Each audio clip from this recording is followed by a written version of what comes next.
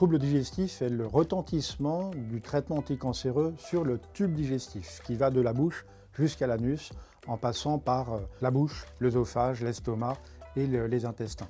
Il s'agit des effets indésirables des traitements anticancéreux qui peuvent correspondre à une inflammation des muqueuses, pouvant expliquer ce qu'on appelle la mucite, l'inflammation de la bouche, ou la diarrhée, l'inflammation du tube digestif bas, mais également des nausées ou des vomissements, les vomissements étant l'évacuation du contenu de l'estomac vers l'extérieur, la nausée étant plus difficile à appréhender et étant une sensation désagréable correspondant à un écœurement, une envie de vomir, un dégoût, voire une perte d'appétit, par exemple.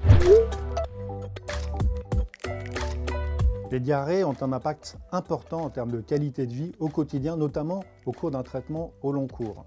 Ces diarrhées sont évaluées en fonction de leur sévérité, selon le nombre de selles émises par jour, mais également la prise en compte de la durée d'exposition à cette diarrhée. Et c'est ce qu'il faudra prendre en compte, car encore une fois, au long cours, il peut y avoir des complications à type de déshydratation, à type de douleur comme des hémorroïdes, ou simplement à type de fatigue et d'isolement ayant des difficultés pour sortir à l'extérieur. Les traitements de ces diarrhées correspondent avant tout à des règles diététiques, des règles d'hydratation et éventuellement des traitements associés que nous pourrons prescrire.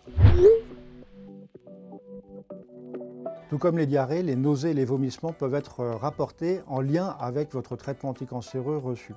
Ces nausées et ces vomissements, encore une fois, doivent être évalués en fonction de leur sévérité, le nombre de nausées, de vomissements par jour. Mais il est très important que vous puissiez en parler à votre équipe de professionnels de santé, que ce soit votre oncologue référent, mais également l'infirmière, les diététiciens, le médecin généraliste, le pharmacien, afin de pouvoir anticiper le traitement préventif administré avant chaque traitement anticancéreux et également pouvoir vous rappeler des règles diététiques, d'alimentation, d'hydratation nécessaires à la bonne démarche du traitement anticancéreux.